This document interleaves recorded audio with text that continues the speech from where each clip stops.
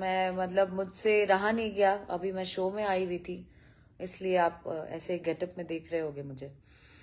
Show में आई थी और मैंने अचानक से सुना, और न्यूज़ चैनल्स में किसी ने बताया भी, चैनल्स भी देखा, तो मुझे सुन के बहुत ज्यादा बुरा लगा, बहुत ज्यादा बुरा लगा।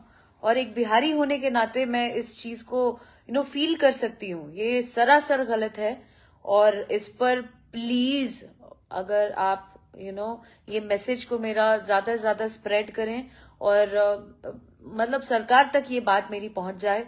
प्लीज आप ज्यादा से ज्यादा शेयर करें गाइस, ताकि मेरी बात उन तक पहुंचे और जल्द से जल्द इस पर न्याय हो।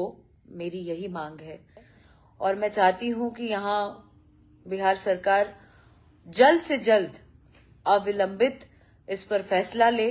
तो हर बार बिहारी कहीं और जाकर सफर क्यों करेंगे? हर बार ऐसी चीजें उन पर क्यों होती रहेंगी? अगर बिहारियों को बिहार में ही रोजगार मिलेगा, यहाँ पर ही काम करने का साधन मिलेगा, तो उन्हें इस तरीके से दर दर भटकना नहीं पड़ेगा, और ना ही इस तरीके की चीजें उनके साथ दुर्व्यवहार किया जाएगा। ऐसा नहीं होगा।